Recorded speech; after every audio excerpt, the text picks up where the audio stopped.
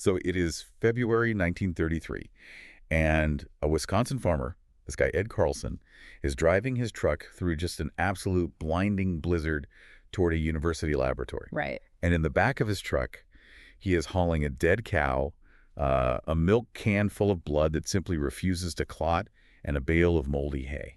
What a picture. It really is. And he doesn't know it yet, but that rotting hay contains a chemical that will eventually become a deadly commercial rat poison, the heart medication of a sitting United States president, and really one of the most paradoxical drugs in pharmacological history. Yeah, it's a wild ride. It is. So welcome to this deep dive. Today we are digging into a massive stack of pharmacology sources for you, looking at warfarin. Okay, let's unpack this. Our sources call this the classic oral anticoagulant. But I mean, how did we get from a dead cow in a blizzard to a global medical standard? Well, what's fascinating here is that the very definition of this drug, and honestly how the medical community understood it, has shifted so dramatically over the years. Oh, so? Because for decades, textbooks simply described warfarin as a vitamin K antagonist. Right. But that wasn't a mechanism. It was a black box. I mean, they knew what the drug accomplished, obviously, but not how it actually did it at a molecular level. So they were just flying blind. Basically, yeah. And for a long time, it was just called the oral anticoagulant, full stop. Because it was the only one. Exactly. It was the only game in town. It is really only recently, with modern drugs hitting the market, that its title has been narrowed down to the classic one. Which, implies this incredible longevity, but a very strange beginning. Because if we are looking at this shifting definition, the origins of this drug are just as unstable. Oh, absolutely. Let's go back to that blizzard for a second. Why is a farmer driving a bucket of unclotted blood to a university? Right. So to understand that, we really have to look at the agricultural landscape stretching from, I think, the winter of 1921 into the early 1930s. Okay. Because across the northern U.S. and Canada, cattle were mysteriously bleeding to death. Just spontaneously. Pretty much. And this wasn't from major trauma. We were talking about the most minor injuries, like a small scrape, a routine dehorning, or even just spontaneously bleeding into their joints or guts. Oh, wow. Yeah, it was bad. And in 1924, a veterinarian named Frank Schofield finally connected these localized outbreaks to diet. The farmers were feeding their herds spoiled sweet clover hay. But wait, why were they feeding them spoiled hay to begin with? I mean, that seems like a bad idea. Well, economic hardship, mostly. Sweet clover was incredibly cheap, and, it grew easily in poor soil, so it was widely adopted as cattle feed. Ah, gotcha. The problem was that if it got wet and fermented, it turned toxic. So Schofield called the resulting phenomenon sweet clover disease. Right. But identifying the hay as the culprit didn't solve the problem of what exactly in the hay was destroying the cow's blood. Which brings us back to Ed Carlson, right? Bursting into the agricultural experiment station at the University of Wisconsin-Madison in 1933. Yes, exactly. He demands help, and he finds this biochemist named Paul Link. But hold on, Link is an agricultural biochemist. He's looking at a bale of spoiled hay. How does he even begin to isolate an invisible chemical that degrades blood in a cow's stomach, especially using, 1930s technology? It was an agonizing process. I mean, Link and his team spent years doing this grueling, repetitive extraction chemistry. What did that look like? They would take the spoiled hay, dissolve it in different solvents, crystallize whatever compounds came out, and then... Wait, they just tested random crystals? Basically, they'd test those compounds by feeding them to rabbits to see if the rabbit's blood stopped clotting. Oh, wow. Yeah, it was trial and error on a massive scale. It took them 7 full years until 1940 to finally isolate and identify the specific culprit. And it was a chemical they called decumerol. Okay, so where did the decumerol actually come from? It formed when a completely harmless, naturally occurring plant compound called coumarin, which, fun fact, is actually what gives sweetgrass its sweet smell. Yeah, when that coumarin was fermented by fungi in the moldy hay, the mold essentially weaponized the plant. That is wild. So they isolate the cow killer? Do they immediately realize its medical potential? Well, they start using decumerol clinically in humans by the mid-1940s to prevent blood clots. Mm-hmm. But it was pretty erratic. Like unpredictable. Very. The absorption was unpredictable, and it was really slow to act. So Link's lab kept synthesizing different variants of the molecule, looking for a version that was much more potent and reliable. Right. And after testing dozens of variations, they hit the jackpot with what they called compound number 42. Compound 42. Yeah, they patented it in 1948 and named it Warfarin. The name is actually a mashup. WARF stands for the Wisconsin Alumni Research Foundation, which funded the research, and they just added the iron from coumarin. Okay, and this is the part of the source material that completely blew my mind. Oh, I know where you're going with this. Yeah, because they had this incredibly potent new compound, they patented it, and its first commercial use in 1948 wasn't as a human medicine. Nope. It was marketed and sold in hardware stores as a highly effective, slow-acting rat poison. Yes. And it was a massive commercial success as a rat poison, specifically because of how it functioned. I mean, it was odorless and tasteless, but more importantly, it was slow. Why does slow matter for a poison? Because rats are notoriously smart and neophobic. They fear new things. Okay. So if a poison kills them instantly, the other rats in the colony see what happened and learn to avoid the bait. But warfarin took days to cause a fatal internal hemorrhage, so the rat colony never made the connection between the poison and the deaths. That is horrifying, but brilliant. But wait, if this was actively being sold in hardware stores to kill rodents, how on earth did anyone think it was a good idea to put it in a human body? Yeah. Did they just blindly trust a poison? Well, no, it wasn't quite that reckless, though it was certainly a dramatic catalyst. Because the sources mention a suicide attempt, right? Yeah, a 1951 suicide attempt by a U.S. Army inductee. That was the turning point. Which seems like a terrible baseline. I mean, he takes a massive overdose of rat poison. He survives because doctors reverse the bleeding with vitamin K, and the medical community just jumps straight to giving it to cardiovascular patients. That sounds like a terrifying leap of logic. I get that. But it provided undeniable human proof of two things they had only seen in animal models. Okay, what were they? First, it proved that warfarin had a survivable safety margin in a human body. The lethal dose wasn't instantaneous. Right. And second, and much more importantly, it proved you had a reliable antidote. You could completely hit the brakes on the drug's effect by administering vitamin K. And that's a big deal. Oh, huge. In the world of dangerous anticoagulants, having a reliable antidote is the holy grail. That's what gave physicians the confidence to begin clinical trials. And those trials clearly worked, because it was officially approved for human medical use in 1954 under the brand name Coumadin. Exactly. And the very next year, it gets the ultimate validation. President Dwight D. Eisenhower suffers a major heart attack in 1955, and his doctors prescribe him warfarin to prevent further complications. Wow. From rat poison to the president.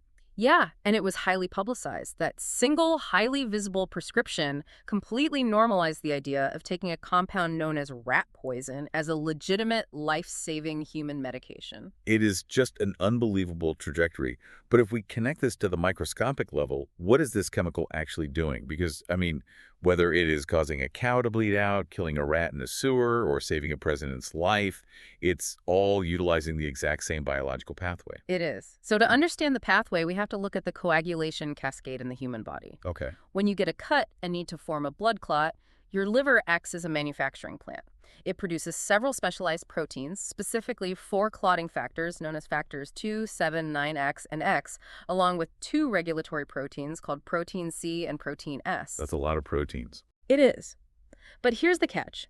When the liver first synthesizes them, they are basically useless. They are structurally incomplete. Why? Because to become functional, they have to undergo a chemical reaction in the liver called gamma carboxylation. So what does this all mean? Like, what does gamma carboxylation actually do? Why does that specific chemical reaction matter to someone who, just got a paper cut? Think of it like adding molecular Velcro. Velcro. Yeah. Gamma carboxylation adds a carboxyl group to these proteins, and that carboxyl group carries a negative electrical charge. So when you get a cut, the damaged tissue exposes calcium, which carries a positive charge. Opposites attract. Exactly. Because opposites attract, the negative charge on your newly modified clotting factors allows them to bind tightly to the positive calcium at the wound site. And if they don't have that? Without that negative charge, the clotting factors just float right past the wound, completely unable to stick and form a plug. Okay, so they need the molecular Velcro. And what drives the machine that attaches the Velcro? Active reduced vitamin K. Vitamin K acts as a required chemical cofactor, a partner, basically, to activate this entire process. Got it. But once vitamin K does its job and helps attach that Velcro, it loses electrons. It becomes oxidized, essentially used up. Before your body can use it again to activate the next batch of clotting factors, it has to be recycled back into its active form. Okay, and how does the body do that? It uses a specific enzyme called VKORC1. And this is where the drug enters the picture. Right. Warfarin directly blocks that VKORC1 recycling enzyme. It traps the vitamin K in its used-up oxidized state. Oh, wow. Yeah, so without active vitamin K, the liver keeps pumping out clotting factors, but they don't have the molecular Velcro. They can't stick to anything. But wait, you mentioned earlier that for decades, textbooks called this drug a black box. If we know it blocks VKORC1, where is the mystery? Well, this is one of the wildest facts in our sources. Doctors knew for a long time that warfarin stopped the clotting factors, and they knew vitamin K reversed it. But that specific recycling enzyme I just mentioned, VKORC1, scientists didn't definitively identify it and sequence its gene until 2004. Wait, really? You're saying that for 50 years, from 1954 to 2004, doctors were prescribing this incredibly potent, dangerous drug to millions of people without actually knowing its exact molecular target? Yes, they were navigating purely by clinical outcomes, totally blind to the actual protein they were manipulating inside the liver. That is terrifying. It really is. So if we think about it, what does this all mean for the patient? Because if you open your medicine cabinet right now, look at an aspirin or an ibuprofen, you expect it to work in, 20 minutes? Right. And a lot of people might visualize an anticoagulant working the same way, like a chemical drain cleaner. Yeah. You swallow the pill, it rushes into your bloodstream, and it dissolves an existing clot. Yeah, that's a common thought. But based on what you're saying about the liver, that's not it at all. It's actually more like shutting down the delivery trucks that bring bricks to a dam construction site. You aren't destroying the dam that's already there, you're just starving the site of the raw materials needed to build new ones. That is a perfect analogy. And it really helps debunk a massive misconception in the general public. You always hear warfarin called a blood thinner. Right. Everyone calls it that. But it doesn't thin the blood. It doesn't physically change the viscosity or thickness of your blood at all. Water is thin, syrup is thick. Warfarin doesn't change your blood from syrup to water. It just slows down your body's functional ability to manufacture new clots. Because there are no new bricks arriving at the construction site, which means the old bricks are still sitting there. Exactly. And because the drug only stops the production of new functional clotting factors, the old, fully functional factors that are already circulating in your bloodstream have to naturally degrade and clear out before the drug actually protects you. How long does that take? Well, prothrombin, which is factor 2, has a half-life of about 60 to 72 hours. So if a patient takes a pill on Monday, they aren't actually protected from a stroke on Tuesday. Not at all. It takes 3 to 5 full days for warfarin to clear out the old factors and offer therapeutic protection. 3 to 5 days. Yeah, and this is a huge trap for medical students and patients. Because of this massive delay, a patient who is actively clotting and needs immediate protection has to be given a fast-acting injectable anticoagulant like heparin.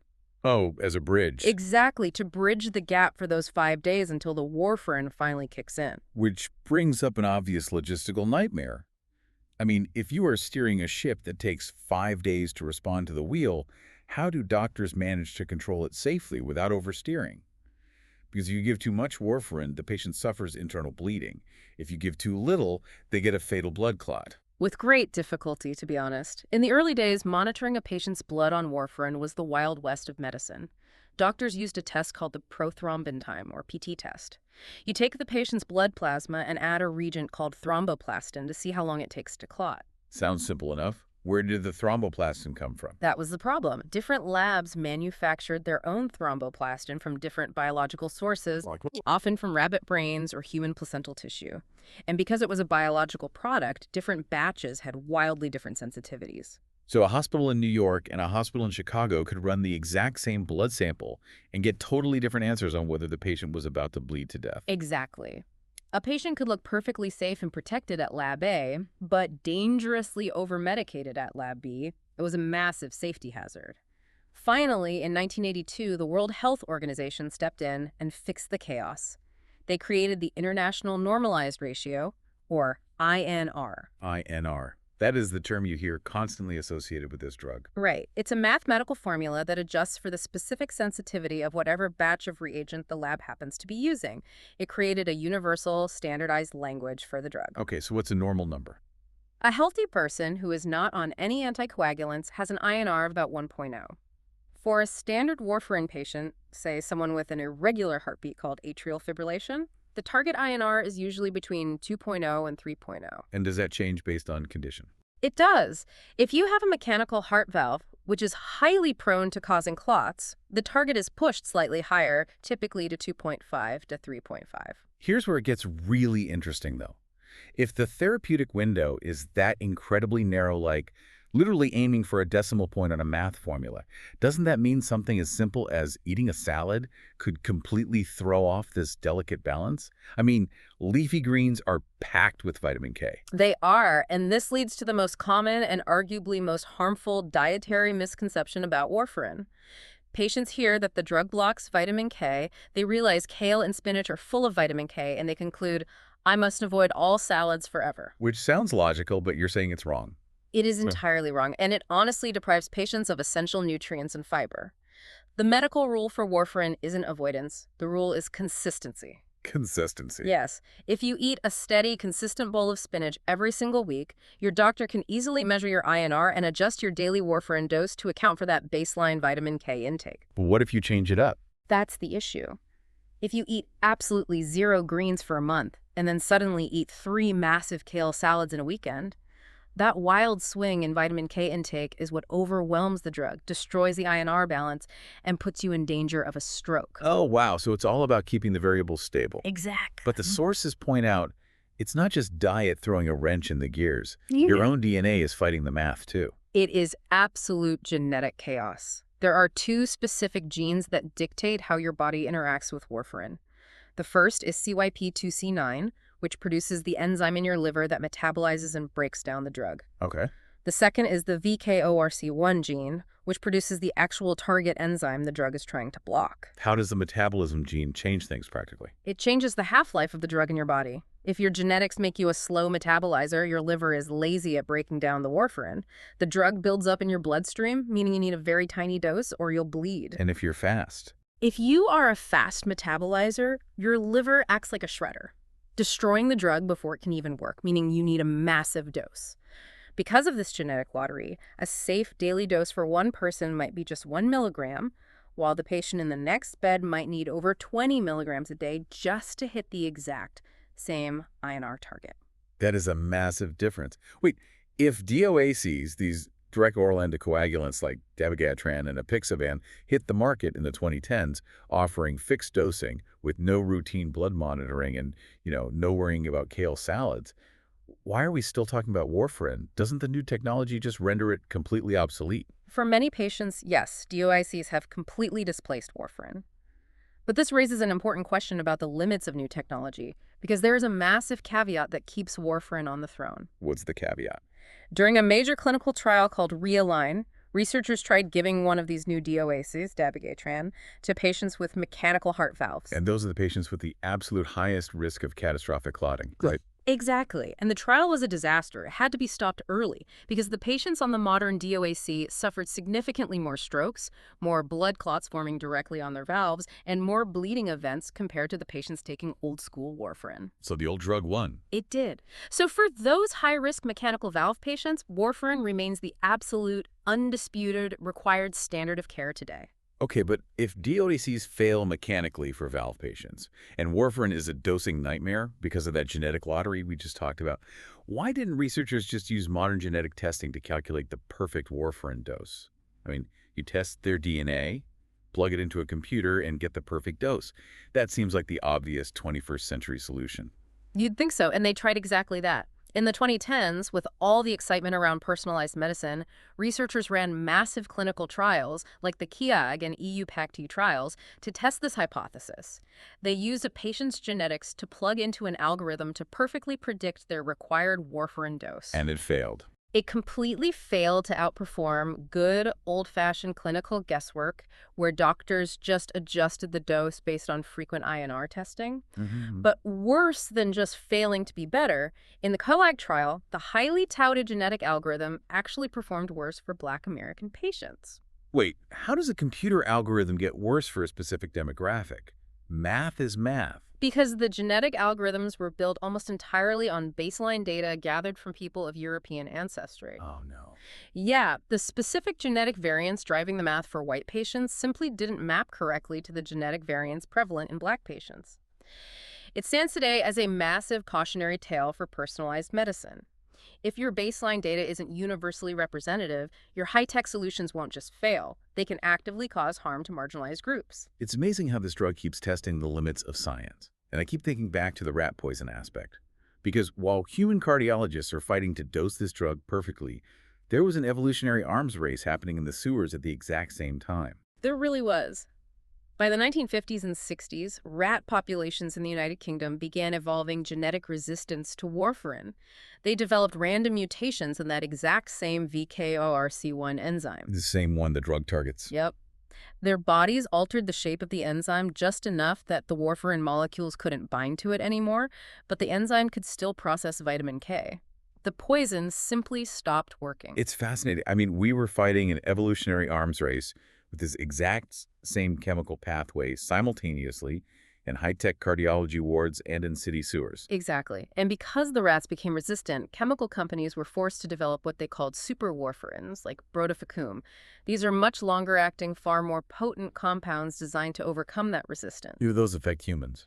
Tragically, yes. Hmm. These super warfarins are now infamous in emergency medicine today because when humans are accidentally exposed to them, the poisoning is incredibly severe, and reversing it requires massive doses of vitamin K for months on end. What a journey. When we look at this entire stack of source material, the legacy of this drug is just staggering. It isn't just about understanding how molecular Velcro stops a clot. No, if we connect this to the bigger picture, warfarin is really the ultimate pharmacology case study. Right. It teaches every hard lesson about medicine all at once. It forces us to understand narrow therapeutic windows, severe food and drug interactions, the chaos of individual genetic variations, and, like we saw with the COAG trial, the very real danger of building personalized medicine on non-representative clinical data. It is a messy, complicated, thoroughly life-saving chemical. And just to synthesize everything for you listening, there are really 5 core takeaways here. First, warfarin blocks vitamin K recycling at VKORC1. It does not actually thin your blood. Second, it went from sick cows to rat poison to saving a president. Third, that 3 to 5 day delay means you need a heparin bridge. Fourth, keep your diet consistent. Don't avoid the salads entirely. And fifth, while DOACs are great for many, warfarin is still the undisputed king for mechanical heart valves. That sums it up perfectly. And that leads to a lingering thought I want to leave you with. Think about the fact that for roughly 50 years, from the moment it was approved in 1954 all the way to 2004, doctors prescribed this incredibly volatile, dangerously narrow window drug to millions of people daily without actually knowing its exact molecular target. Just incredible. We're working entirely in a black box, relying purely on the results rather than understanding the mechanism. So the next time you look in your own medicine cabinet, you really have to wonder, what wildly common life-saving treatments might we be taking today that are still operating inside a similar black box, just waiting for future scientists to finally crack the code? Thank you for joining us on this deep dive.